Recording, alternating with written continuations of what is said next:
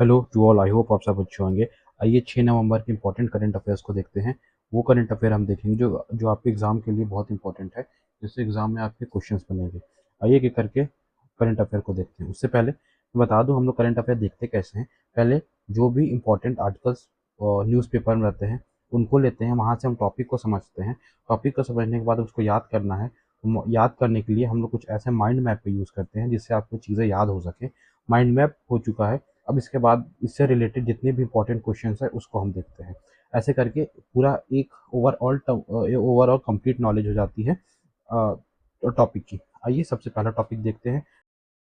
आइए देखते हैं इस टॉपिक में है क्या। तो एक इंटरेस्टिंग डिस्कवरी हुई है इंडिया के कहाँ पे, वेस्टर्न घाट में एक इम्पॉर्टेंट डिस्कवरी हुई है जहाँ पे साइंटिस्ट ने एक नई स्पीसीज जंपिंग स्पाइडर डिस्कवर किया है। इसका नाम रखा गया है पीलिया मालेनाडु, जो कर्नाटका के एक मालेनाडु रीजन के नाम पर पड़ा है। अब सबसे इम्पोर्टेंट बात इसमें ये है कि ये स्पाइडर पीलिया जीन से बिलोंग करती है और इस जीन्स की कोई भी नई स्पीसीज लास्ट 123 ईयर साल पहले, मतलब अगर हम 1902 में रिकॉर्ड हुई थी लास्ट टाइम ये रिकॉर्ड हुई थी। तो आप इमेजिन कर सकते हैं कि ये डिस्कवरी कितनी ज़्यादा इम्पॉर्टेंट है। ये जंपिंग स्पाइडर एक टाइपली अगर हम बात करें तो स्पाइडर जैसे वेब नहीं बनाती है, बल्कि अपने शिकार पर डायरेक्ट जंप करके अटैक करती है। दैट्स वाई इसका नाम क्या पड़ा है, इसका नाम पड़ा है जंपिंग स्पाइडर। ठीक है, ये वेब नहीं बनाती है, ये डायरेक्ट अपने शिकार पे अटैक करती है। सो इसको साइंटिस्ट ने चिक्का माल मागलुरु डिस्ट्रिक्ट के फॉरेस्ट में देखा, और जब ये ऑफिशियली एक न्यू स्पीसीज के रूप में रिकॉर्ड किया गई, तो यही इसलिए ये न्यूज़ में था। यही से एक क्वेश्चन बन सकता है इसके नाम से, जंपिंग स्पाइडर से रिलेटेड एक यहीं से क्वेश्चन बनने के चांसेस हैं। आइए हम लोगों ने इसको देखा, अब इसको याद करते हैं एक एक करके। तो इसका नाम क्या है, जंपिंग स्पाइडर, न्यू खोज हुई है। Species of jumping spider, genes किस जीन से बिलोंग करता है, बिलोंग्स टू पीलिया जीन्स। इसका नेम क्या पड़ा है, पीलिया मालेनाडु। क्यों, क्योंकि ये मालेनाडु डिस्ट्रिक्ट रीजन में पाया गया है, जो कि मालेनाडु कहाँ पड़ता है, ये पड़ता है कर्नाटका में। ठीक है, लोकेशन कहाँ पे है, और चिकामागलुरु वेस्टर्न घाट में ये पड़ता है, कहाँ पे, कर्नाटका में। ये रेयर रेयर है क्योंकि लास्ट टाइम इसको कब देखा गया था, ऐसी स्पीसीज 1902 में मिली थी। अब 123 साल बाद ये वापस से मिली है, तो इसीलिए ये इंपॉर्टेंट हो जाता है। अब इससे रिलेटेड क्वेश्चन देखते हैं। Which new species of jumping spider was recently discovered in western Ghat and after which region was it made. तो कहाँ पे क्या है इसका, पीलिया मालेनाडु। ठीक है, आई होप ये पहला टॉपिक आपको अच्छे से समझ में आया होगा। आइए अब अपने दूसरे करंट अफेयर की तरफ चलते हैं। Gold coin from Vijayanagara era unearthed in Tamil Nadu. हुआ क्या है, गोल्ड कॉइन मिला है। आइए इसको समझते हैं। गोल्ड कॉइन मिला है, कहाँ पे मिला है, तमिलनाडु में। ठीक, तो तमिलनाडु में गोल्ड कॉइन मिला है, किस टाइम का मिला है, ये मिला है विजयनगर एम्पायर पीरियड का, विजयनगर एरा का मिला है। ठीक, इसमें हुआ क्या है, ये चीज़ें मिला है करीबन अराउंड 103 कॉइन्स मिले हैं, पंच मार्क कॉइन। और इसमें जो एक इम्पॉर्टेंट चीज़ है यहाँ पे दी गई हुई है, यहाँ पे दी है कि जो gold coin found the temple have envelope of pig. ये एक इम्पॉर्टेंट क्वेश्चन यहाँ से बन सकता है कि जो कॉइन पाए गए हैं उसमें किसका एम्बलम है, वो है किसका, पिग का। ठीक, तो यही एक इम्पॉर्टेंट चीज़ है, इसको याद रखिएगा, ये क्वेश्चन आने के चांसेस हैं। क्वेश्चन कैसे बन सकते हैं कि जो विजयनगर जो हाल में ही में तमिलनाडु में विजयनगर एरा का कॉइन पाया गया है, उसमें किसका कॉइन में किसका एम्बलम है, तो वो है पिग का। आइए इस टॉपिक को समझते हैं कि हुआ क्या है एक्चुअली। तो जो विजयनगर तो विजयनगर एरा के बारे में देखते हैं कि क्या चीज़ें हैं, क्या क्या चीज़ें हुई हैं। तो अगर हम कोर डिस्कवरी देखें तो हुआ क्या है, 100 103 पंच मार्क गोल्ड कॉइन मिले हैं।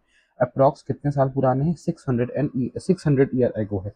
किस टाइम का है, विजयनगर एला का है। इसमें एनवलप जो अभी हमने ऊपर देखा ना, तो डिपिक्ट किया गया है अ पिग को, इसमें बताया गया है। एक एनिमल सिंबल था विजयनगर रूलर का। ठीक है, लोकेशन कहाँ पे मिला है, ये तमिलनाडु में।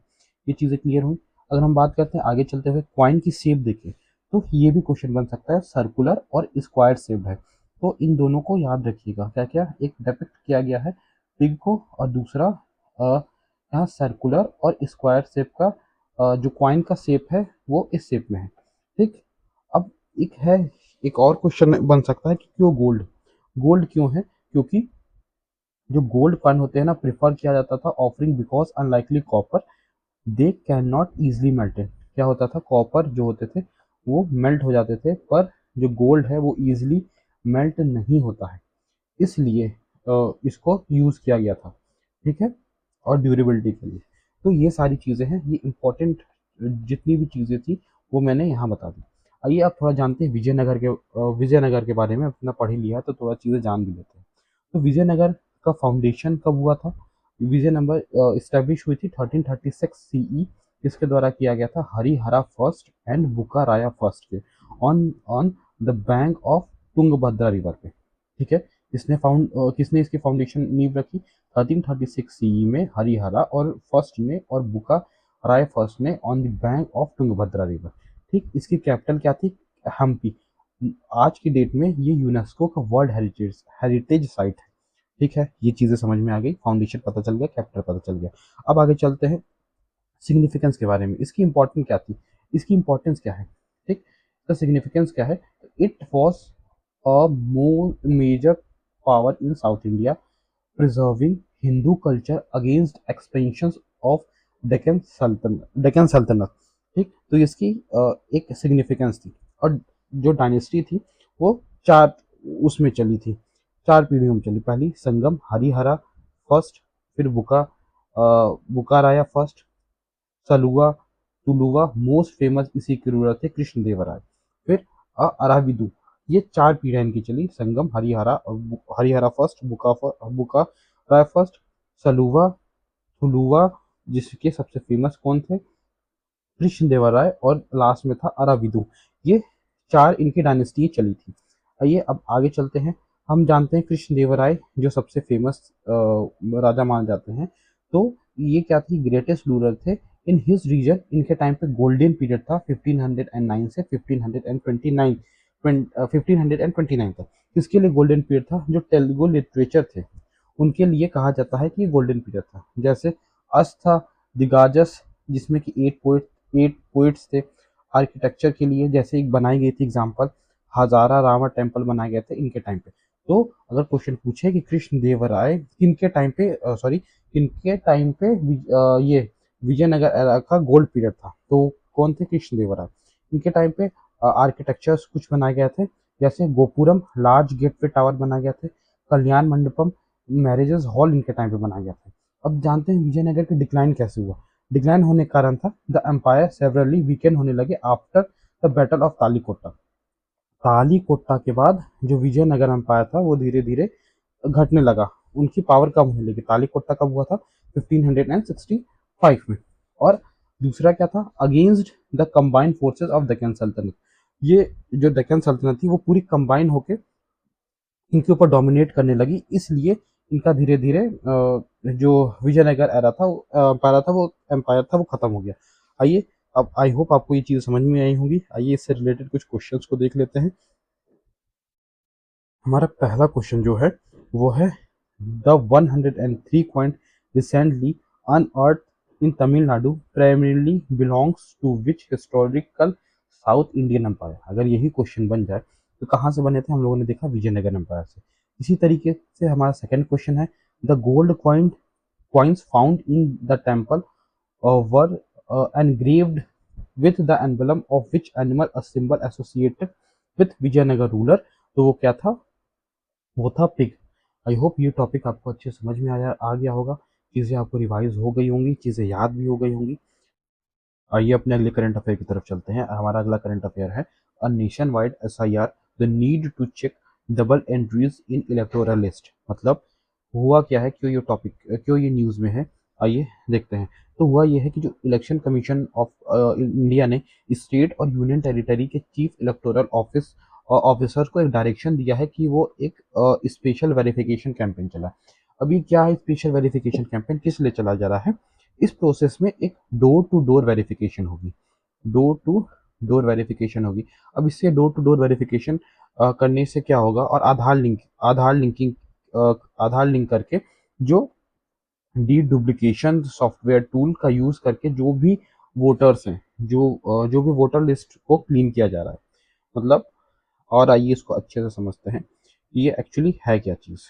तो एक special investigation revision election commission के द्वारा चलाया गया है।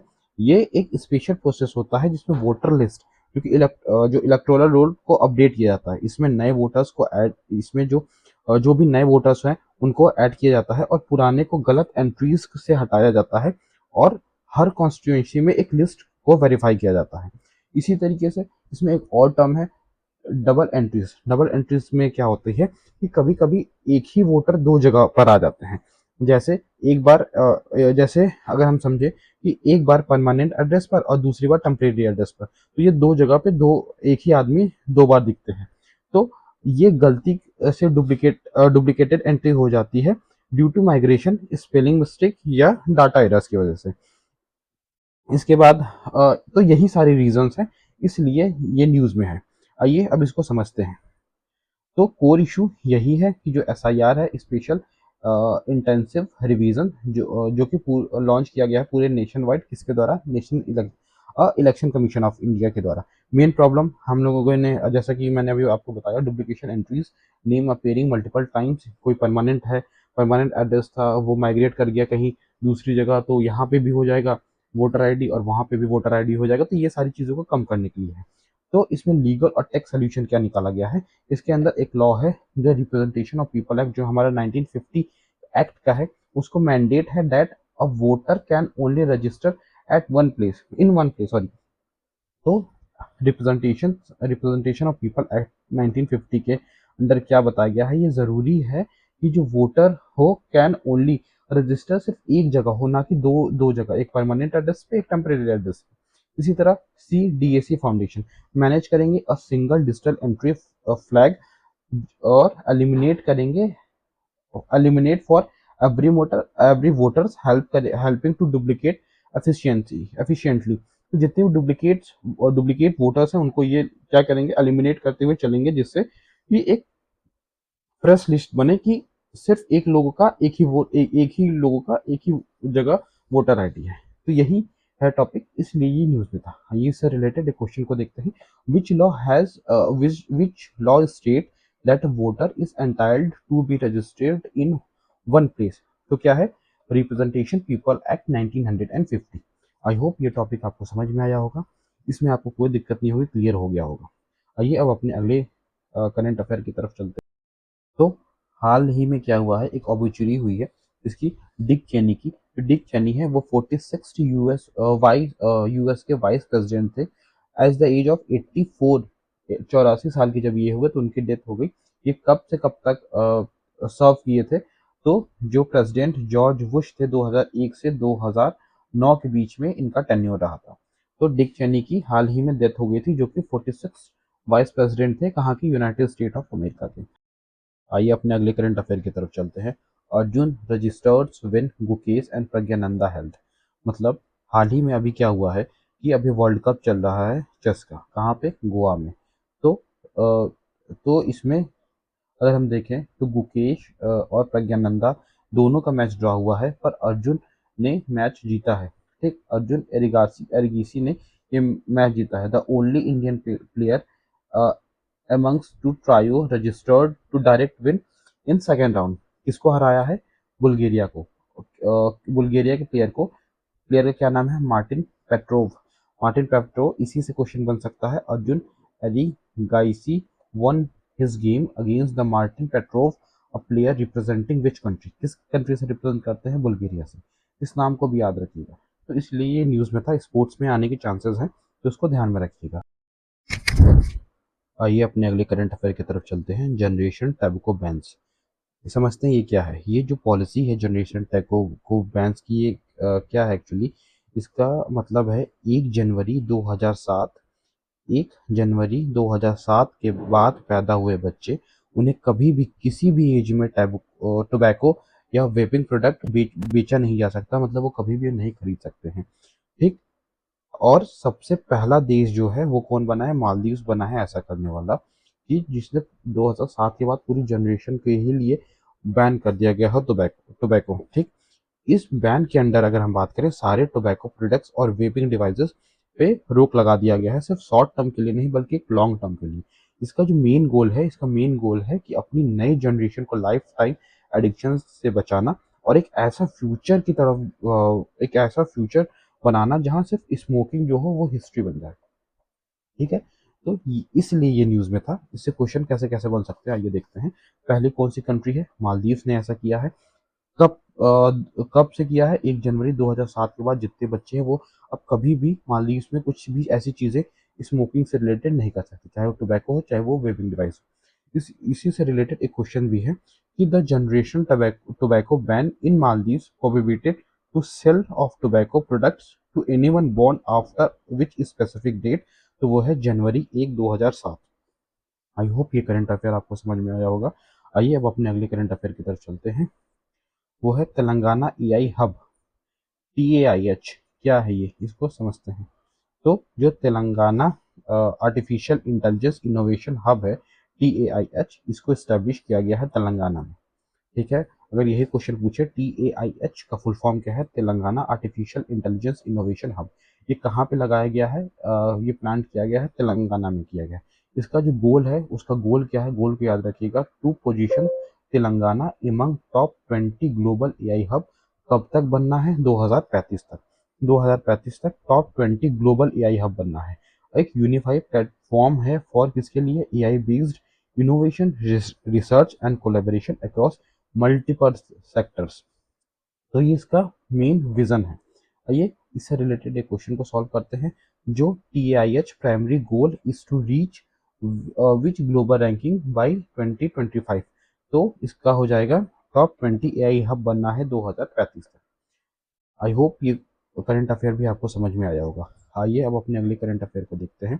अगले करंट अफेयर हमारा हमारा है digital national digital life certificate. ये क्या चीज़ है? आइए इसको देखते हैं। DLC campaign.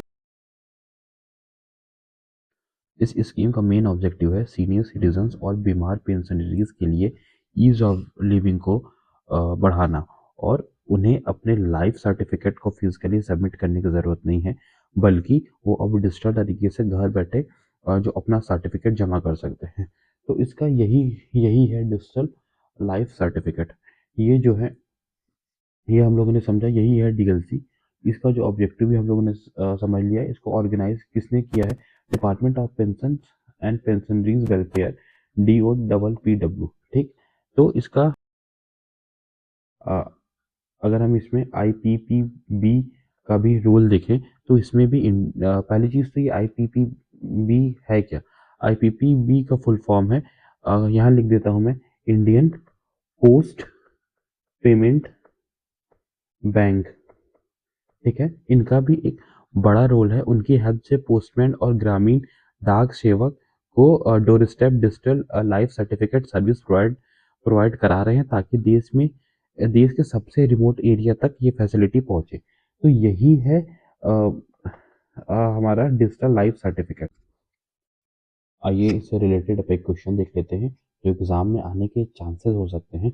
वो क्वेश्चन क्या है? विच गवर्नमेंट डिपार्टमेंट और ministry is primary responsible for organising and conducting the national wide digital life certificate, जिसको हम लोग शॉर्ट फॉर्म में DLC कैंपेन स्टार्ट किया है। तो वो कौन सा है?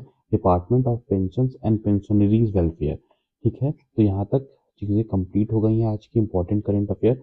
अगर आपने यहाँ तक वीडियो देखा हो, आपको कुछ चीज़ें बतानी हो तो प्लीज़ बताइएगा। और हाँ, जितने भी मिसलेनियस टॉपिक है, मिसलेनियस टॉपिक जैसे इम्पोर्टेंट अपॉइंटमेंट, कुछ बुक्स वगैरह, ये सब एक जगह मैं संडे को दे दिया करूँगा, जिससे आपको सारी चीज़ें एक ही जगह मिले। ऐसे एक एक करके कन्फ्यूज़न होना स्टार्ट हो जाएगा धीरे धीरे, कि संडे को किसी का अपॉइंटमेंट हुई, फिर उसके बाद वेडनेसडे कोई बीच में नहीं हुआ, तो ऐसे फिर कन्फ्यूज़न होगा। तो एक ही दिन सारी चीज़ें मैं संडे को ही प्रोवाइड करा दूँगा। अगर आपको ये वीडियो अच्छी लगी हो तो प्लीज़ दोस्तों के साथ शेयर करिएगा। अभी तक